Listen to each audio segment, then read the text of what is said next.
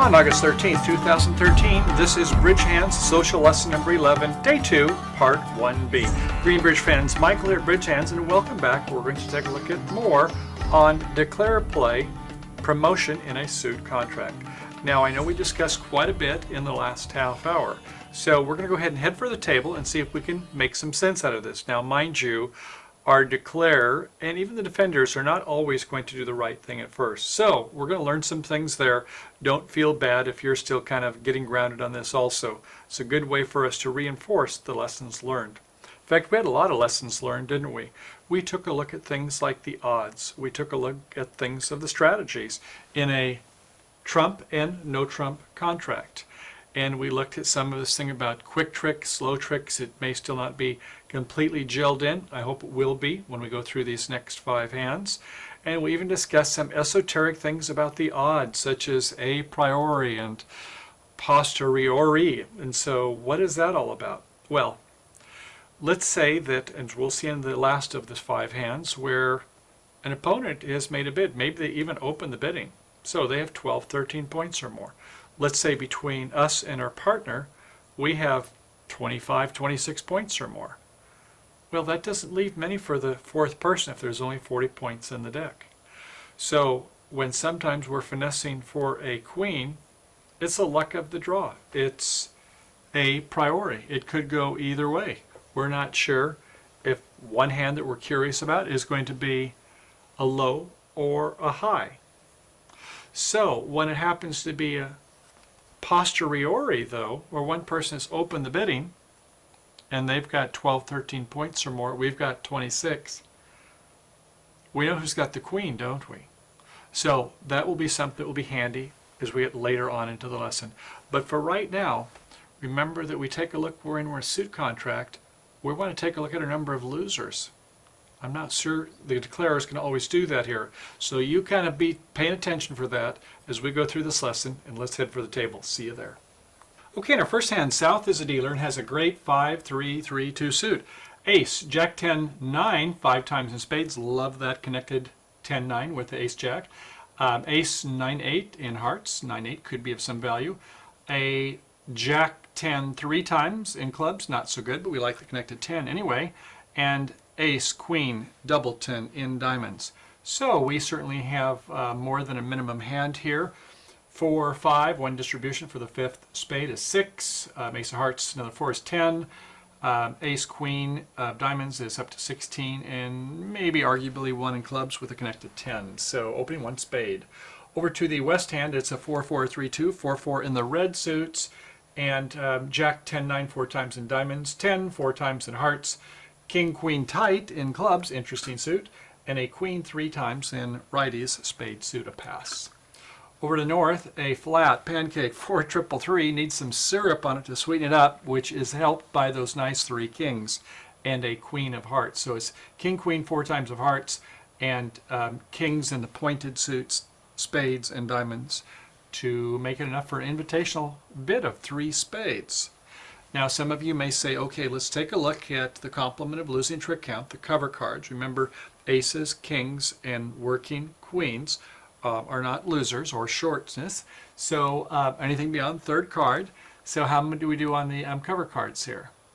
Well, we've got 1 for each of the kings. Queen, not so much in the heart suit.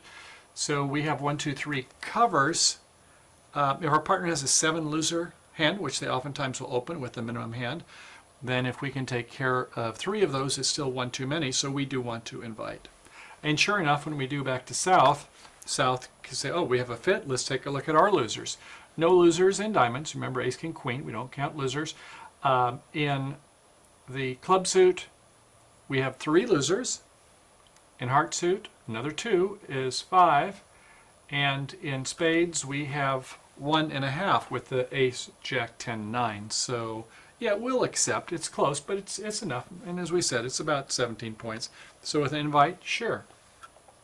So okay, that's 4 spades and the opening lead. Not going to be from queen, 3rd of spades. I don't think 10, 4th of hearts is productive. So king, queen tight, if you're looking for a rough, maybe, but you've got this natural queen, 3rd of spades. Could get a trick already. We'll come to it later, try another variation. So let's leave the top of the diamond sequence. Maybe we can pin something down in the dummy if our partner has some values. So we play a jack. Now there is a king in the dummy. Partner plays a 5 from 4 low and ace in the south. Even better than playing the queen. East that way. They're not sure if West knows that East has the queen this way. So play the ace, good false card. And we need a strategy. Now the strategy should be to do what? You're in a trump contract and you count what? You count losers. Well, this South doesn't count losers. They do it the old-fashioned way, just start banging down cards. Now, mind you, in spades, there's a chance for a two-way finesse. You don't know who's got the queen, and you can't tell by the bidding. This is the a priori situation, just the luck of nature. So, at any rate, you're not sure how to play that finesse. You could finesse, play the jack, and then the 10, and then the low to the king, or you could play the king and then finesse East for the queen. You don't know. At any rate, rather than looking for the best strategy, which we'll come back to later, they just play a spade, going to start playing trump, up to the king, play another spade, up to the 9, and it is won by the queen. So, we've got these 3 club losers, which we weren't looking at before, and now we could lose 3 club tricks. And sure enough, they play a king of clubs. We'll come back to whether it should have been the king or not in a little bit. And then they play the queen, and rather than let it ride, now East figures, well, I don't have any way to get in again. So I'm going to overtake it. And rather than play a 3rd club, they come back with a heart. Geez, what's that all about? If the partner's got the ace, they can play it later. I don't think that there's any promotion suits over in the dummy that are clear. Everything else pretty short suit. So that wasn't a good play. More on that later. And the declarer, after they've made an error and the defense made an error, they play that 3rd spade and the rest are home free. Not so good. Let's try another variation. Let's try 1B, see what we can do there. Okay, once again, same cards. Let's see if at least the defender can do a little better. So the auction, 4 spades in the south, the opening lead. Once again, the jack of diamonds to the ace in south. They do not consider their best line of play, which is doing some promotion before the pulling trump. So, okay, they play the low spade to the king, the spade back to the 9, won by the queen. And this time, this defender is a little bit more advanced, and they know that when you have a doubleton, high honors, let's say it was ace-king, you play the king and then the ace. When you have ace-king third or ace-king-queen, then you start with the highest. But when you have a doubleton top honors, you do the opposite. So with a king-queen, you play the queen and then the king. And what's that all about? Why the opposite order? Normally it's top of sequence, right? Opposite order because it is a doubleton and I want a ruff. Okay, so they're going to play the queen. Partner encourages with the 9 over an ace. Great. They play the king. I think, well, you've got the trick anyway. But look from the standpoint of East. East, if you're not sure, you've got 5 clubs initially, and there were 3. And so who's got the doubleton? It looks like your partner does when you and your partner have the agreement where when you have 2 of the top honors, ace-king or king-queen, you play it in the opposite order. By the way, South, let's go back to you here. Did you see what happened? Going back here, trick 1, and then you played the king of spades on 2. Came back, you lost. They played the club. You played the 5. You could have played the 10 and the queen to make it look like you had a doubleton, at least give you some coverage for your mistake. Maybe you can get them fooled. But no, you played a 5 and then the 10. So looks like you probably the one with 3 on the 5-3-3-2 suit. So sure enough, after winning the ace, this defender over an ace says, it looks like my partners want a ruff. How many spades were played? 2 rounds. So it looks like it's a 5-3-3-2 suit, unless South has got 6, so give it the old college try. Play the 3rd club, partner roughs it, down 1 declare. Not the best line of play. We've got to remember the lesson over there in part 1, and we're going to go ahead and see if we can try better next time. Okay, on hand 1C, declare is going to be with it, and I hope we all are here too. So the bidding got up to 4 spades in the south. The opening lead with the jack of diamonds. We win it with the ace, false carding, nice. and we realize that we want to count our losers. We want to start off in a trump, count our losers. We've got 3 losers in clubs, none in diamonds, none in hearts, and possibly 1 in spades, 1 too many. So let's get rid of one of those losers first. We've got the ace queen opposite the king 3 times. So on the 3rd round of diamonds, we can go ahead and pitch a club loser. We'll never have 3 club losers that way. Make sense? It's just a 5-card suit. We don't normally promote a short suit, but here's a good classic time for us to do it. Now, you may want to play a couple rounds of trump first, not even play a finesse. Let's see how that works out here. Okay, so we win the ace, and we play the ace of spades.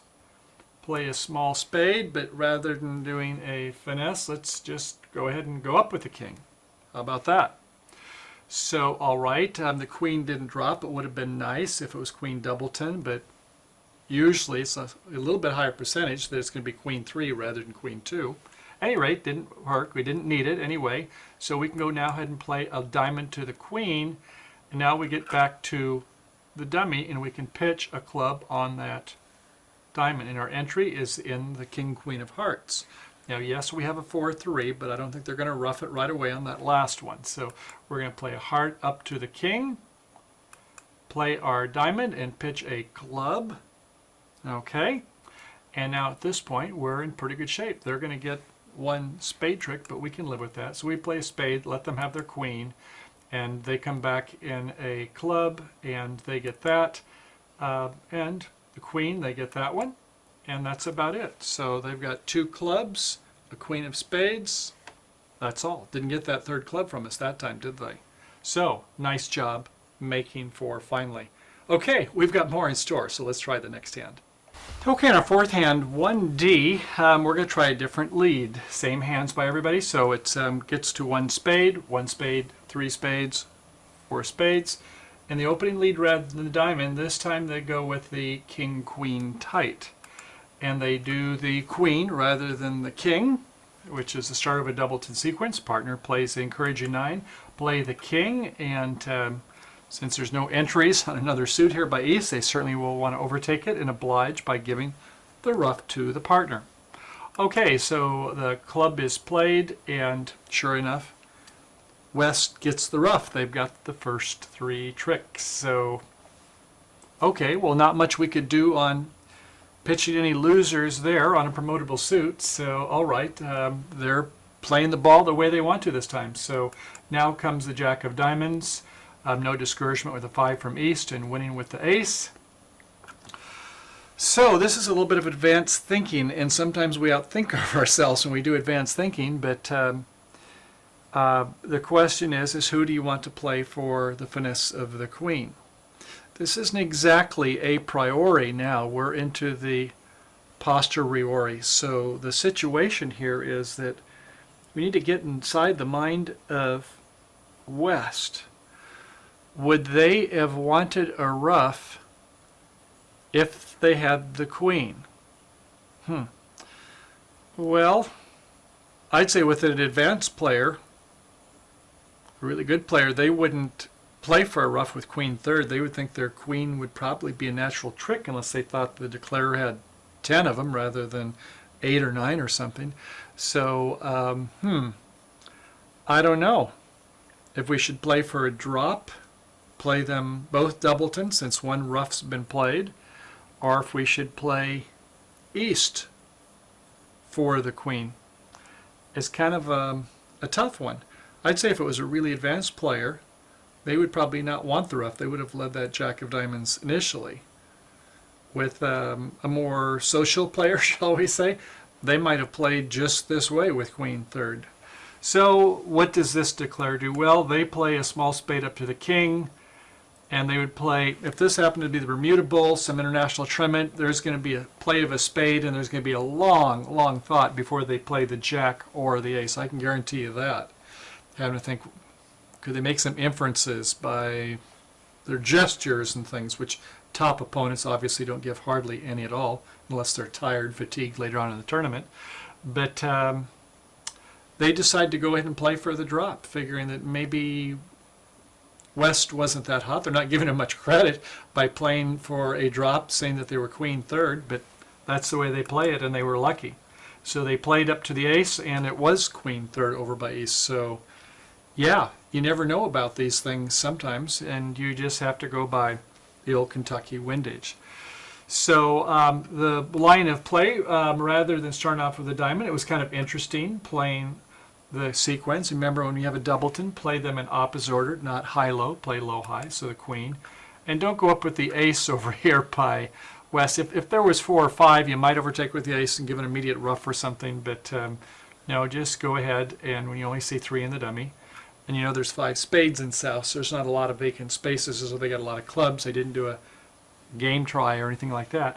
Okay, so at any rate, the next club was overtaken, and you could on this third one ask for a suit preference lead. If you played a high club, you want a high suit, a heart. You play a low club, you want a low card. Low ranking suit is diamond. You don't have any preference one way or another, so 7 I guess is fine. And when they rough in, then at this point it's just how does the declarer want to guess it. If they play for the finesse thinking the queen was over here, then they're going to go down 1 and there's not much they could do. But the point being is that sometimes we have to consider some of these inferences, and we may not always guess it right. But in this next hand, I hope you do, because you're going to have more information. See you there. Okay, so in the 5th hand of the set, the last of the 5, and we have same hands by North and South, although we've taken all the honors from East, poor guy, and gave them to West. Lucky West. In fact, they're going to be the dealer. So in clubs, ace, king, queen tight, 9 points. In diamonds, only 3 this time, jack, 10, 9, it's up to 10. 2 for the queen of spades, up to 12, and a jack with the 10, 4 times in hearts, 13 with the connected 10, I believe. So yeah, we'll open 1 club. To North, well, it's that same 4 triple 3 with 3 kings and the king queen 4 times in hearts. You might be thinking about a takeout double. You'd like 4-4 in the majors. The longer you take, the more that the opponents know you've got some values. Your opponents can make use of that. Your partner cannot. Passes, figuring, you know, my partner's in the pass out seat with 9 ports or more. They should be make a bid. Why 9 points? Well, they should be able to borrow a king from me on the pass-out seat. So if they have 9 and a king from me gets them up to 12, they should be a good partner, a hero. Don't sell out to the opponents in one of a suit. They had passed. Over to the East hand. A true Yarborough, not even a 10 or above, no honors at all. A 5-4-2-2, 5 diamonds, 4 clubs, and small in the majors, pass. To South, well, okay, you've got that 16-pointer, maybe 1 for distribution in spades. You could bid 1 spade. If you thought you have a really big hand, or remember, you get to borrow a king from your partner, so you could open with 9. So with 16, borrowing a virtual king brings up to about 19-ish. So you want to double and then bid your suit. Your partner will bid a heart. Jump to 2 hearts, in fact, because they've got a big hand. They'll skip bid, and then you'll bid 2 spades. You think your spade suit is that good?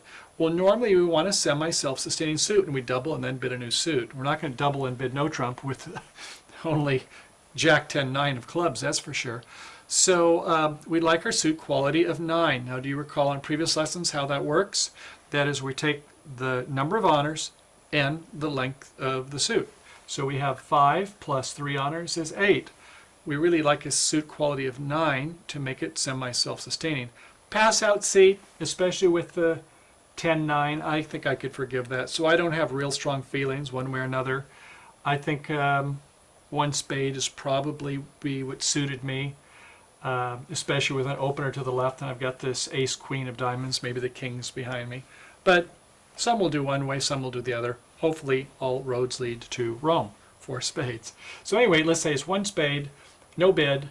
Now North comes alive thinking, wow, okay, so I'm going to Q-bid the opponent's suit, 2 clubs, see if my partner's got a real hand or not. If they don't, if they just open with 9, then they'll sign off in 2 spades. If they do have extras, I expect them to do something more because I'm Q-bidding the opponent's suit from North's perspective. So 2 clubs, in South there's 4 spades, and that ends the auction. So, okay, the opening lead in this time was certainly the ace from ace, king, queen, and East has nothing better to say. Certainly wants nothing else, no chances for ruff, finesses, anything. So plays the 9, encouraging, just keep the suit going. The king comes out, plays low from East.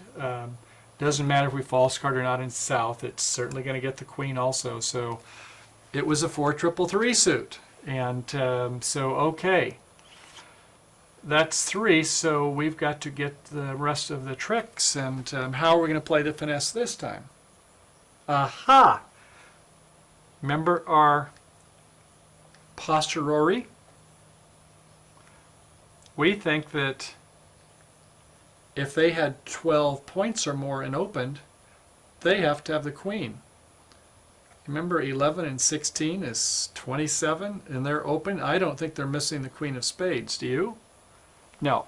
And sure enough, this declarer does not either. So after the queen is played, they play a diamond to our ace. We play the ace of spades, and we finesse west for the queen. Where are their 12 or 13 points? The jack is played. We let it ride. Shoo, it works. And we play the 3rd spade, dropping the queen, and the rest is history. So it's good to know sometimes that we can take a look at the inferences based upon the bidding and the play. In this case, it was quite clear when they made a bid of 1 club. If we open in 1 spade, I suppose that if we take a look at this, we were in the first seat in the South. They might still make a takeout double to say, I've got 4 hearts, partner, can you come in? Once again, we would say, okay, they've got 11 points or more, unless we thought it was shortness in spades, we'll play it the same way. But we made it easy for you this time. We made them so they open so you didn't have to worry about that permutation. Well, okay, bridge friends, that completes section 1B. I hope you enjoyed those 5 hands. We've got a lot more coming, another 7. But before we do that, we're going to take a look at some of those other instances, little chalk talk, to see when we go ahead and, rather than pull trump, we do another plan. You recall one of them for sure was where we're going to do some roughs in the dummy. Others are where we're going to put a loser on loser because we're going to lose some anyway. We're going to see some of those coming up. And we have several other instances as well. So we look forward to seeing you over in part 2. And then we've got more hands in part 2B as well as part 3. So thanks for coming today. I hope you enjoyed the lesson, and I look forward to seeing you soon over on the flip side. Bye for now.